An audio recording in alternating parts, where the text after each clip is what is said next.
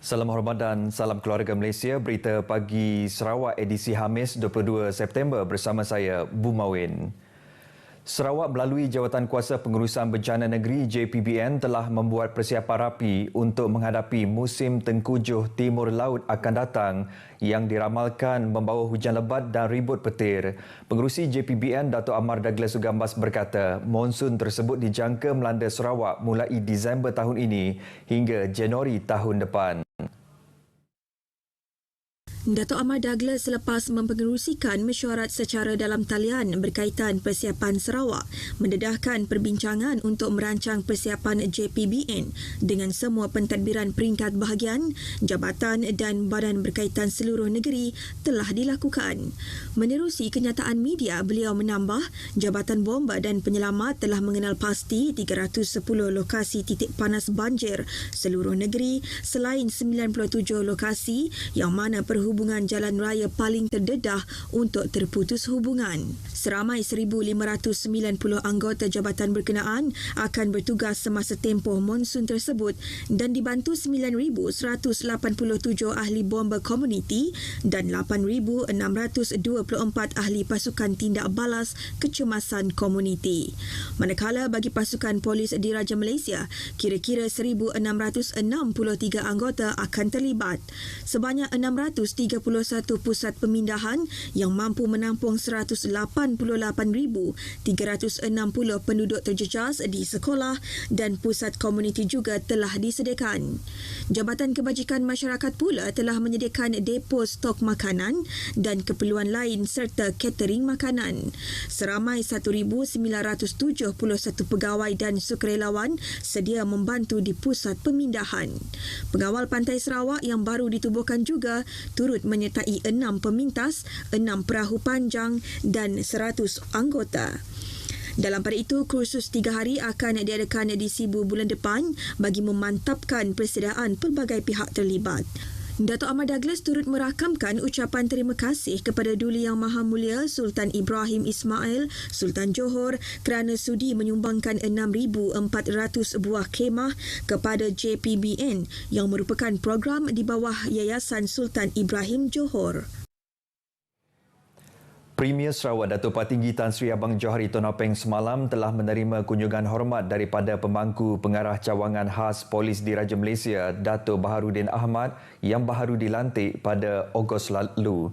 Bercakap kepada pemberita, Dato' Baharudin memberitahu perjumpaan itu adalah bagi menerangkan peranan serta matlamat cawangan khas Malaysia dalam menjamin keselamatan di negeri ini. Dalam pada itu, beliau juga memberi khidmat nasihat kepada Premier Sarawak berkenaan aspek keselamatan awam dalam persiapan menghadapi pilihan raya nanti. Ini termasuk etika penggunaan media sosial ketika berkempen agar tidak menimbulkan ancaman terhadap keselamatan awam serta kelangsungan proses pilihan raya. Berhubung dengan keselamatan negeri Sarawak, matlamat saya sebagai pengarah cawangan khas ingin menyatakan bahawa kepentingan untuk memastikan rakyat selamat keluar dalam pilihan raya yang akan datang ini adalah amat penting untuk memastikan bahawa hak rakyat untuk mengundi itu dapat dinyatakan dengan seberapa ramainya orang selamat untuk keluar mengundi. Timbalan Menteri Hal Ehwal Korporat dan Unit Komunikasi Awam Sarawak, Dato' Abdullah Saidul, yang turut bersama rombongan kunjungan hormat tersebut pula berkata, aspek keselamatan awam sentiasa menjadi keutamaan dan beliau berharap semua parti politik yang bertanding akan menjaga etika masing-masing, terutamanya menerusi platform media sosial.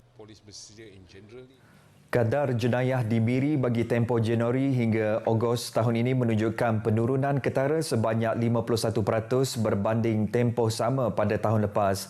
Namun, Ketua Polis Daerah Miri ACP Alexander Nagacabu menasihati masyarakat supaya sentiasa berwaspada dan tingkatkan keselamatan masing-masing. Supaya tidak menjadi Ke arah itu, katanya, kerjasama polis dan masyarakat perlu sentiasa dipertingkat untuk membanteras jenayah di Miri. Tambahnya, pihaknya akan menggandakan program Hari Bersama Pelanggan agar masyarakat dapat menjadi mata dan telinga polis menyalurkan maklumat. Beliau berucap demikian pada Perhimpunan Bulanan Ibu Pejabat Polis Daerah IPD Miri bagi bulan September di Padang Kawat IPD Miri. Pada perhimpunan itu, ACP Alexan turut menyampaikan sijil penghargaan kepada John Zai kerana telah membantu polis menahan suspek yang terlibat dalam kes ragut di Taman Bungku Miri baru-baru ini. Turut menerima sijil penghargaan 14 penerima terdiri daripada anggota lain-lain pangkat dan kaki tangan pentadbiran IPD Miri.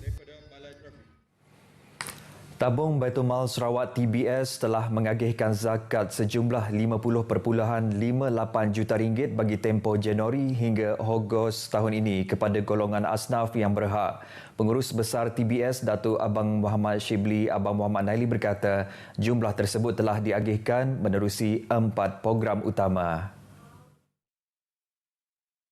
4 program tersebut adalah program mengukuhkan tradisi keilmuan, program membangunkan institusi Islam, program memantapkan kebajikan ummah dan program peningkatan kemahiran ummah. Saya yakin dan percaya mungkin hampir 80 atau 90 juta akan kita agihkan dalam tahun ini untuk bantuan kepada masyarakat. Beliau memberitahu pemberita pada majlis menyerahkan bantuan kepada 7 orang penerima asnaf yang layak bertempat di Pejabat TBS sebahagian Sarike, turut menzahirkan penghargaan dan berterima kasih kepada pembayar-pembayar zakat kerana memberi kepercayaan kepada TBS dalam menguruskan pengagihan zakat ini.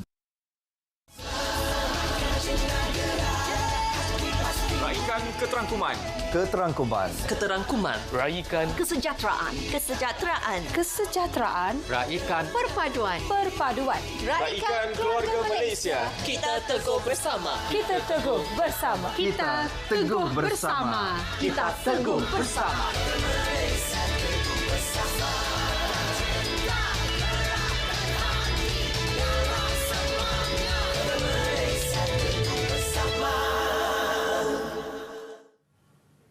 Bersua kembali.